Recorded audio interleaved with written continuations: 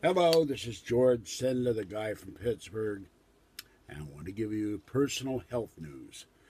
I called Costco earlier in the week, and the manager there gave me a bit of trouble, saying it was a great deal to get $45 credit for these frames that are broken and the other frames that are broken, and where the temple fell off both sides, or actually one side on this and the other side on the other glasses, like this. And I said, that's not acceptable. This is your frames, and it's a defective design because temples shouldn't fall off by themselves, and I'm holding on to them.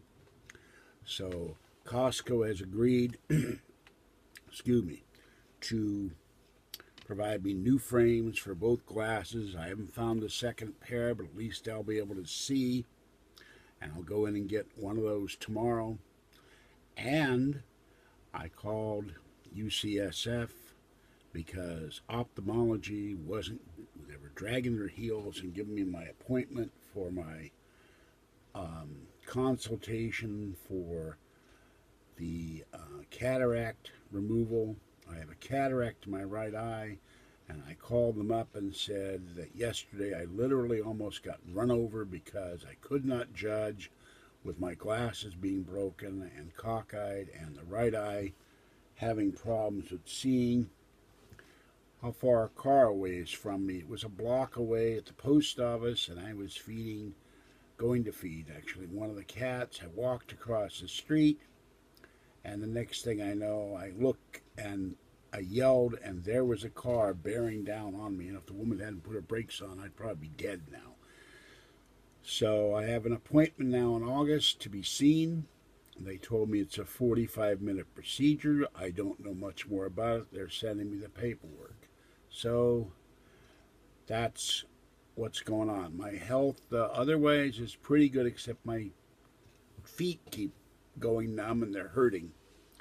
And I think in successive months, when I do my damnedest to lose weight, that will somewhat subside. My cats are fine. Having trouble catching Fluffy to treat him. He got a bite on his tail. He got in a fight. He keeps coming in, and when I go to grab him, he runs out. Even when I close the door, then he runs under the couch. And little Fuzzy, she's so cute. I put the couch up yesterday, and the whole time she sat by the front door and looked at me and said, "Bed, bed, bed." She loves sleeping on the bed. So I put the bed out. I didn't do much of anything today other than to feed the cats because he just was too damn hot. It was 87 here today. It's 80 in the bedroom and 80 in the living room right now.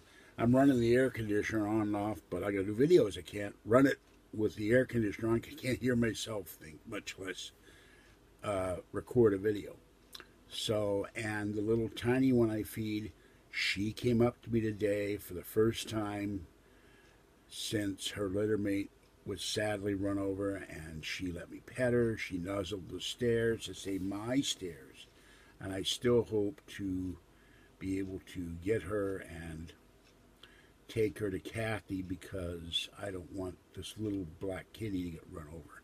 She's a little sweetheart, and Kathy's going, "Won't she be too wild?" I said, "No. Once she becomes your baby, she'll become a big baby just like her litter mate." And I'm hoping that'll happen soon. I've got to get a bigger cat carrier because I tried to put her in the one I've got. It's too small, and she managed to force her way out. And I don't want her hurt. I fed Orangey, I fed Pretty Kitty, no Gray tonight, no other Pretty Kitty. He lost his collar. So, and then I fed Fuzzy and Fluffy, and little girl were downstairs eating the other kitties' food, but the nice lady who feeds them, oh, it's so funny, and I should do a video of them. They're so cute. They come up to her and rub her legs and nuzzle her, and they love her. Even Papa Cat, who won't go near me after 5 years or more of feeding him, he adores her. So I love the kitties dearly, but I'm very saddened that Papa Cat doesn't trust me yet. He may never trust me. And if I ever move, I'm going to figure a way to get Papa Cat, Mama Cat, and Kitten, and they're going to go with me, because if I move, the nice people will feed them, I guess, but if they should move or die, these kitties will starve to death, and I just can't have it. I've been feeding these babies too long. All right, that's what's going on. My sinuses are fine. I am losing my voice still. Excuse me. I haven't gotten my medication for my ulcers, my Prilosec. That's my next step, to contact my ear, nose, and throat surgeon. Oh, yeah, and I have my endoscopy and my other procedure next month. Kathy will go with me to escort me. So I'll finally get that done. And unfortunately, I have to go tomorrow also and get the noxious powder they give me that will clean me out. And that's horrible, because you spend all your time in the bathroom and you can't eat for like 24 hours. You can't drink anything. And you have terminal cramps. So I'm not looking forward to that at all. But at least it's not for about 4 weeks, 3 weeks, something like that.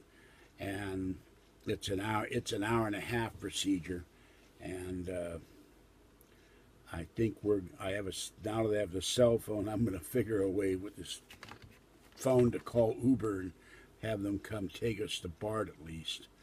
And then when I get back here, Kathy will stay the night. We'll probably call another cab to take me home, because I don't know how much I'm going to be up to walking, even though I've walked when I had morphine injected into my body. But we shall see. All right, this is George Senda, the guy from Pittsburgh. Have a great evening. Stay cool and safe out there if you can. Oh, by the way, one last thing. The congressional ball game was a Republican disaster. I don't know where the Democrats learned to play ball, but they should quit Congress and go to the major leagues, because they killed the Republicans 11-2. And I saw pitchers on both sides throwing balls over the heads of the batter onto the ground, and it was really some strange pitching in that game. But the Democrats were hitting like, I don't know, I couldn't believe amateurs could play that well. But maybe the Republicans, with Trump's new Cuba rule, should invade Cuba and grab some ball players. They need help. They're not strong in pitching, and they're sure as hell not strong in batting, at least not this year. And they had 29,000 people there, or something like that, 26,000. I forget the exact figures.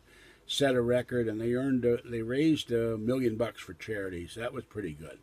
So, I was surprised. They had a shot later on of the Potomac River and their skyscrapers, pretty big ones in Washington, D.C. When I lived there until 1964, the tallest building in the city was the Capitol building, and they were just building the FBI building, and they once had height limits. So I guess those are gone forever. I didn't see any skyscrapers past the river, but they're there. There's about 3 or 4 of them, one with a big spire. It looks like the Empire State Building all lit up. Okay, that's it. Have a great night, and I'll be back in a minute with another video. Bye-bye for now.